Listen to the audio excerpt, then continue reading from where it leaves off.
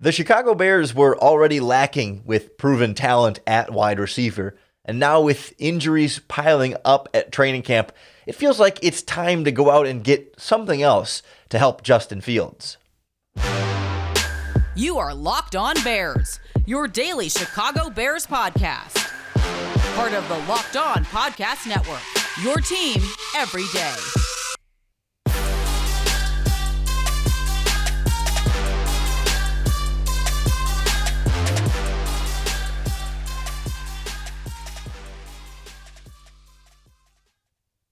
This is Locked On Bears, and I'm your host, Lorin Cox. I'm here to bring you your daily, in-depth Chicago Bears news and analysis. You can follow me on Twitter at CoxSports1. You can follow the podcast on Twitter at Locked On Bears. You can like Locked On Bears on Facebook. Join the Locked On Bears Facebook group for even more Bears talk. And make sure you hit that subscribe button on the Locked On Bears YouTube channel to keep up with all of our video podcasts as well. Thanks for making Locked On Bears your first listen today and hopefully every day. On the show today, we look at some wide receiver help for the Chicago Bears, specifically not so much in the free agent department. We'll get into why right now, at least, it doesn't seem as likely, but more so looking at other players on other teams right now. It feels to me like perhaps one of the wide receivers that is on the Bears roster week one currently isn't on the Bears roster and may currently be on another team's roster. So we'll look at some of the candidates around the league that seem a little bit more likely as potential trade targets that maybe would be on the roster cut down side of things anyway, and the Bears could either trade for them to get a look at them or just sign them if they're cut by their current team. We'll go through, I've got a handful of guys I want to roll through here and some different wide receiver situations to keep an eye on at other training camps and preseason games. First, we should make sure we lay out clearly how this need is coming together for the Chicago Bears. We just did a podcast yesterday talking about Matt Eberflus's training camp practices and whether or not that's leading to a higher rate of injury. And the spoiler alert is, I think no. They still have had over 20 players miss practice the last couple of days, but I think it's more complicated than just intense practice equals more injuries. I don't think that's exactly the case. Go back and listen to that one for more fleshing out the full issue there. But as part of that, you have Byron Pringle missing and out for an still indefinite amount of time is how Matt Eberflus is characterizing it. He has some sort of quad injury that is more than just day to day, but Matt Eberflus has said that he expects or is hopeful that Byron Pringle will be ready to go for week one. Then yesterday, Thursday, N'Keal Harry officially underwent ankle surgery. It was reported as a high ankle sprain, and I'm in no ways a doctor or know very much at all about medicine or anatomy, but I don't think of sprains as requiring surgery. But regardless, ankle injury for N'Keal Harry has surgery. Don't know how long he's going to be out, but it's expected to be maybe as much as or even more than 6 weeks, which would put you past week one and into the regular season. So probably unlikely that he's going to come back right on the 53-man roster. It could be a stash on injured reserve type player. Different options there. And then Velus Jones, the rookie third-round pick, he's been day-to-day missing practices with some kind of injury that the Bears have not disclosed. Velus expected to be back sooner rather than later, so it's not a long-term concern there. But when you have all three of those guys missing practice, yes, you still got Darnell Mooney at the top of the depth chart, kicking butt, doing Darnell Mooney things. But then it's Equanimous St. Brown is basically your next man up at wide receiver, and he's not proven much in his NFL career, but has looked good at camp and has a strong familiarity with offensive coordinator Luke Getsy and the offense that the Bears are running. So there's some reasons to be encouraged about him, but still, in ideal situation, he's at best your number 4 wide receiver. Right now, he's serving as your number 2. Daz Newsome has been playing well and getting some extra opportunities on offense, the 6th-round pick from a couple of years ago. And then they have a flurry of other wide receivers they've brought in this offseason that are competing for spots. And you don't know, between Dante Pettis, Tajay Sharp, David Moore, Chris Finke, Kevin Shaw, Isaiah Coulter, Sima Webster, like a few of those guys have been injured also and leaving you thin at wide receiver. And all of it says even if the Bears were 100% healthy at wide receiver, you might still like to add something. So then, especially with the injuries that they have right now, and that at least one of them won't be ready for week 1, and maybe 2 of them is possibly, you really could use a little something extra here. And so right away, everyone goes, oh, Will Fuller, free agent, go out, sign him. Like, he's good. Yeah, he is. He's a good NFL wide receiver. It would be great to have Will Fuller in Chicago. But I kind of just get the impression that if it hasn't happened yet, why all of a sudden would it happen? Why all of a sudden would the two sides be able to be? I mean, do you think the Bears are sitting here lowballing Will Fuller and he just doesn't want to take that offer? I mean, it just seems to me like with Will Fuller or most of these other wide receivers, it does take two to tango there. And it's not as simple as, oh, the Bears haven't signed Will Fuller, so they just don't want Will Fuller. I would think that perhaps Will Fuller might be waiting for a better opportunity in his eyes, a team that he could think might have a better offense or more opportunities for him, waiting for a team that has some receivers and has a receiver get hurt and that he can step in and play in that bigger role. Or, you can exchange different names in there. Same thing for T.Y. Hilton. Same thing for Emmanuel Sanders. Some of these other guys that are sitting out there on the free agent market that ideally would be upgrades for the Chicago Bears. But if they haven't happened yet, like, why all of a sudden now is it going to happen? It just doesn't seem like quite realistic to me. So I'm not keeping my fingers crossed that one of those bigger name veteran wide receivers are going to come in. Maybe the Bears could still rotate in a new bottom of the roster guy, but I'm looking for like an impact player with some level of either proven production or a high level of talent that you want to get into Chicago and really see what they can do, and not just bring in a young developmental guy, but someone with some real, bite to it. So I think that's what leads me to look more at other teams' rosters, because inevitably a pretty good wide receiver or multiple pretty good wide receivers might not end up making the 53-man rosters on some of these other teams. And it's a great opportunity to go try and get them at a really, really cheap trade cost. Basically the N'Keal Harry trade all over again, but now that Harry's hurt, let's find the next N'Keal Harry that you can go find from another team, bring to Chicago, and see if he can be an upgrade at wide receiver, likely for a very, very cheap trade in terms of draft compensation. We'll go through some of the big names. We'll circle around a number of different teams: the Giants, the Jets, the Cardinals, the Dolphins, the Eagles, the Patriots, the Saints, the Lions, maybe even the Steelers. Next on Locked On Bears. This episode of Locked On Bears is brought to you by our friends at BetOnline.net, the number one source for all of your sports betting needs and information. Got some time here to get your bets in on this upcoming Bears season. Over under 6.5 is the win total at BetOnline. You can bet on their odds to make the playoffs, Week 1 line against the San Francisco 49ers, and so much more. Not just for football, but every league, news and reviews. Major League Baseball in the thick of things.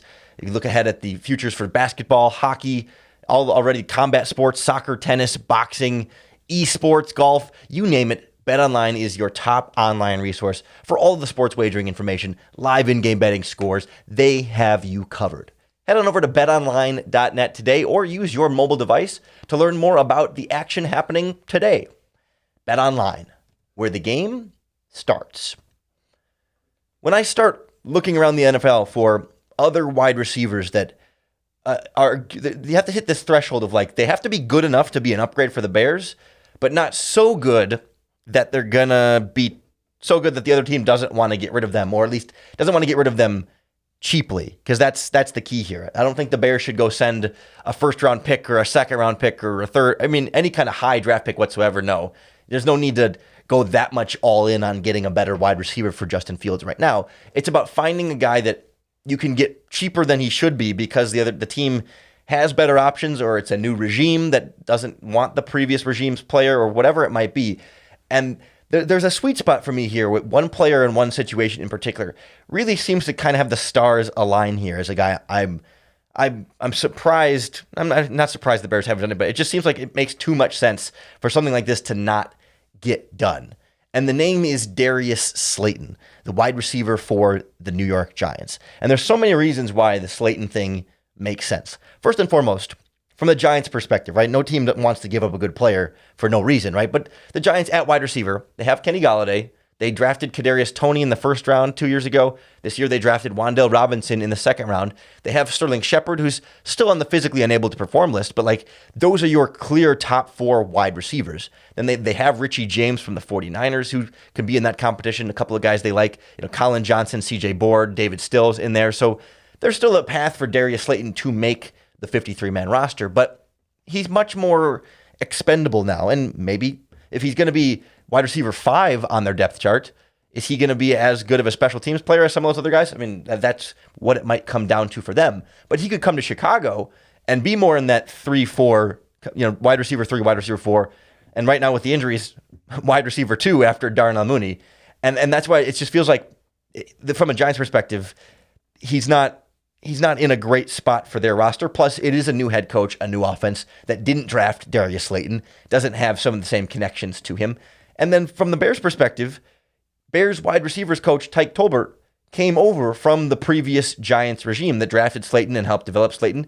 And Darius Slayton, as a rookie, had 48 catches for 740 yards and 8 touchdowns. It was a big surprise breakout as a 5th-round rookie in 2019, but he looked legit. And in his second season, another 750 yards and 50 catches. And then 2021, last year, he was hurt a little bit, and the offense was much, much worse. And his production dropped down 26 catches, 340 yards. But he's still much more productive and proven as a receiver than most of what the Bears have after Mooney and Byron Pringle. So I would absolutely go after Darius Slayton for the right price tag, given that you would get your wide receivers coach seal of approval, who has literally coached the guy. So if Tyke Tolbert wants him, then he's good. And if Tyke Tolbert doesn't want him, then it's a good idea not to go get him. But you have the intel, the Giants have the not the incentive, but sort of the reason to move on from a guy like Darius Slayton. And if you could trade another future 7th-round pick, or maybe even a future 6th-round pick for somebody like Slayton, I would absolutely bring him in. Certainly if the Giants cut him, I would be first on that door to get him into this Bears 53-man roster, but that would be right at the end of the preseason. The advantage of trading for him is that you could get him in earlier, get more work with Justin Fields, and get him as up to speed as possible by week 1. Slayton, to me, makes the most sense of any wide receiver out there, fitting that sweet spot of all the reasons why the Bears should want to get him and why the team might be willing to move on from him. Some of the other ones are more hit and miss because it's hard to tell, right? We're not experts on every single team's inner workings of all their training camp battles and depth charts. But when you start looking around a little bit, there's some guys that are, more in the maybe category. Maybe they're available, maybe they're not, and maybe the price tag would be right, maybe they wouldn't. Maybe they're too good, maybe their teams are not going to be as eager to get rid of them, but still worth kicking the tires on and seeing what your options might be. One of the guys I'm still in love with from a draft crush perspective, and he had a decent rookie season 2 years ago, but Denzel Mims from the New York Jets was their 2nd-round pick in 2020 and also finds himself buried a little bit on the depth chart. I really liked him coming out of the NFL draft. I thought he was a really strong route runner, and I thought he had a lot of the things that are harder to teach, and maybe he's not, he's like 6'3", 200 pounds, so he's not huge, but he's not small, and he's not like 4'2", 40 speed, but he's not slow either. He's just kind of he's got that he's not as small as Cam Meredith, but that Cam Meredith feeling, which just if you're just a good route runner and somebody who could get open consistently and make some plays in college at Baylor, sign me up for that. And Mims has had some injury issues as well that has limited his production. And in New York, they just drafted Garrett Wilson from Ohio State this year in the 1st round. They drafted Elijah Moore in the 2nd round last year. They signed Corey Davis. They've got Braxton Berrios coming over from the Patriots. I mean, they've got some guys they like at wide receiver, and all of a sudden Mims is, 4th, 5th on that depth chart in a competition there. Same kind of story as Darius Slayton. Is he their guy, or are they willing to move on from him cheaper and say, for a 2nd-round pick, he just hasn't been able to produce to that 2nd-round level. But I really think if he could stay healthy, come to Chicago and be a number 2, number 3 type caliber of wide receiver for the Bears, and I would be thrilled to be able to get a guy like Denzel Mims with all these only at the right price on whatever that draft late round future draft pick at most is kind of what I'd be looking to trade for any of these players. Because to some extent, it feels like there's some options if you want to bounce around a little bit and see, if you're sort of leverage hey, we could trade for this player, but they're asking for a high price tag, but so then we could get this guy instead for cheaper. I'm not dead set on it has to be Mims. He's so good that you get him over everybody else. It's kind of like any of these guys, if you could get them at a cheaper price tag, go ahead, bring him in, it's worth giving up the trade capital. Like another one, we'll go over to another recent high draft pick that isn't like a full-on first-round bust like N'Keal Harry, but just for whatever reason, really liked them coming out of college and showed a lot of things to like and just haven't been able to, combination of usually like staying healthy and the opportunities in the NFL. Another second-round pick, Andy Isabella from the Arizona Cardinals. He was drafted in 2019 out of Massachusetts. A little bit of a smaller school guy and a little bit of a smaller kind of slot receiver, 5'9", 190-ish pounds. The production hasn't really taken off there thus far in his career. His best year is 21 catches for 224 yards. But again, a lot to like about him out of college. And it feels like the situation in Arizona just hasn't always been ideal for him, plus some injuries in there. But like you look at their depth chart, for a while, DeAndre Hopkins has always been stealing a lot of the targets, rightfully so. But now it's Hopkins, it's A.J. Green, it's Marquise Brown. They just traded for from the Baltimore Ravens. And then they drafted Rondale Moore in the second round last season. And all of a sudden, Andy Isabella is fifth on that depth chart there. And there's other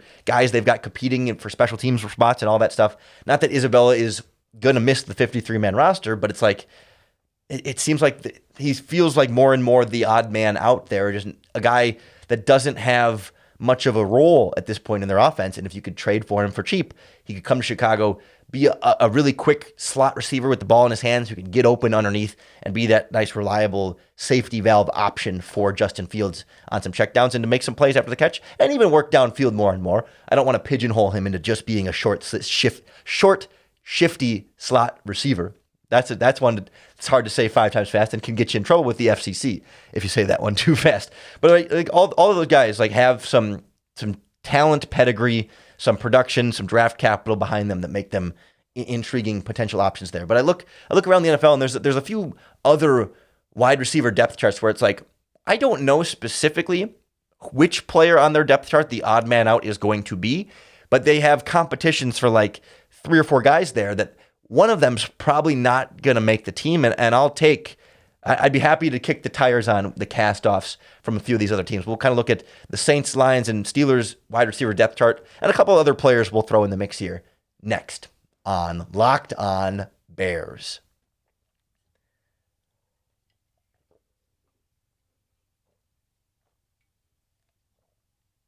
Yeah. It's hard to get a full sense of how some of these other teams' wide receiver training camp battles are going to play out, much in the same sense that, like, we don't know who's going to be the Bears' 4th, 5th, and 6th wide receivers down on this depth chart. It is a very open competition, and it's still much opportunity to be earned there, and you can look around the NFL and see some similar situations going on.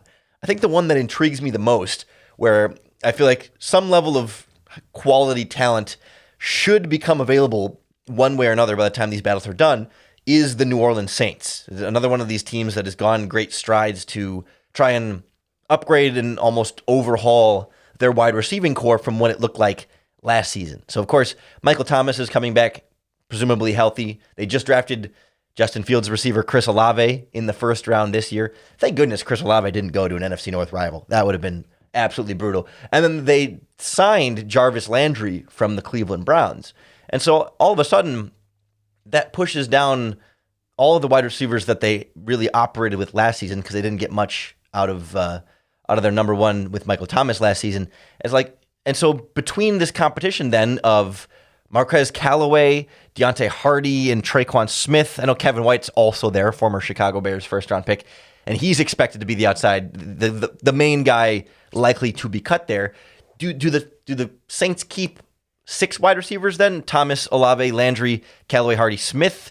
Or do they want one of their other younger guys to rotate in there in terms of special teams? Or do they only keep 5 wide receivers? It just feels like maybe one of those 3 of Callaway, Hardy, and Smith could become available. And maybe those guys aren't household names to you right away, but they were the top 3 options on the wide receiver depth chart for the Saints last season. Marquez Callaway was an undrafted free agent a couple years ago, and last season he had almost 700 yards and 6 touchdowns on 45 catches. Like 6'2", 200 pounds.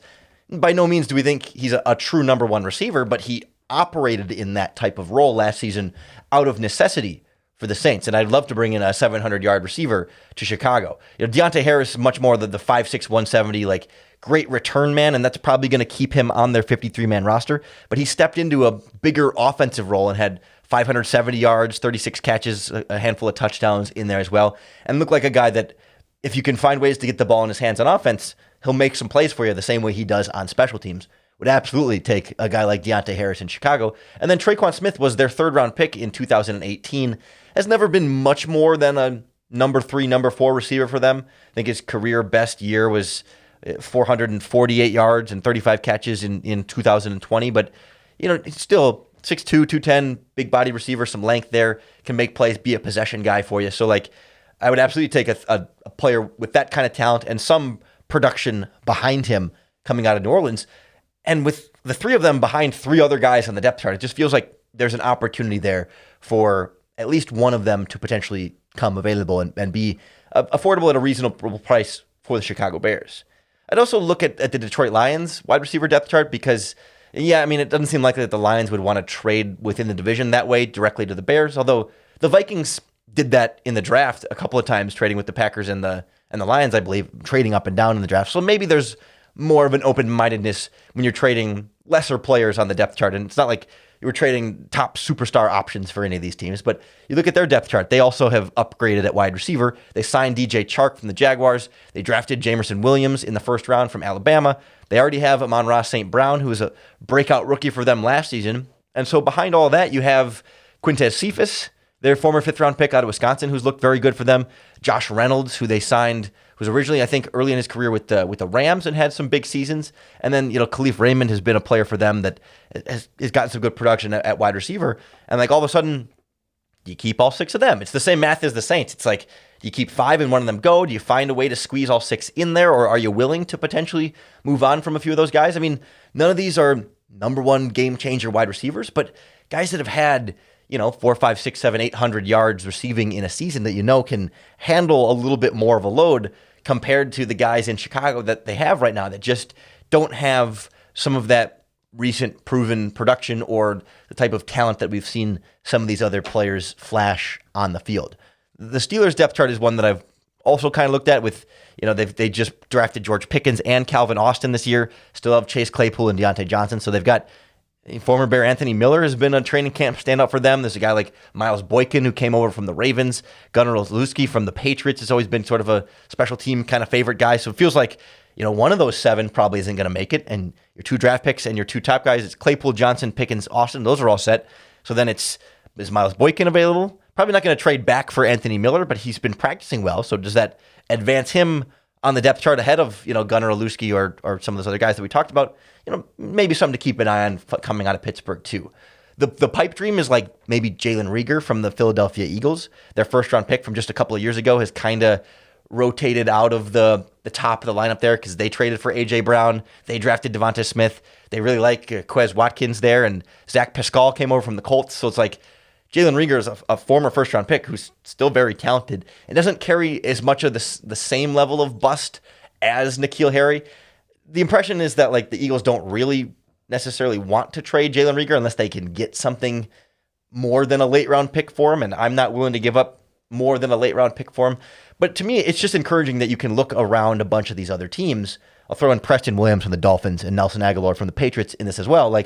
There's, 1, 2, 3, 4, 5, 6, 7, 8, 9, 10 teams-ish that we've gone through there that all might have some kind of excess at wide receiver, or at least some of them will have some amount of extra at wide receiver that they either might be willing to trade or would just cut at the end of training camp and at the end of the preseason.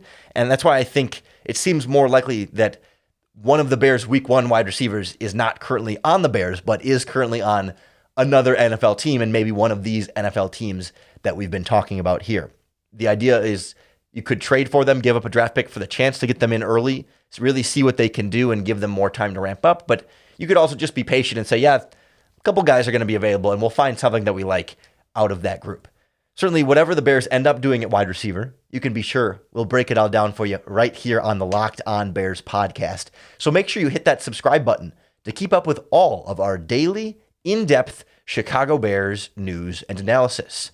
Certainly, if we get any big Roquan Smith developments over the weekend or any other kind of training camp injuries or practice news and notes, we'll be back for you no matter what on Monday to break it all down. So I hope you'll keep tuning in, keep making Locked On Bears your first listen each and every day. And in exchange, the Locked On Bears podcast will give you another opportunity to bear down.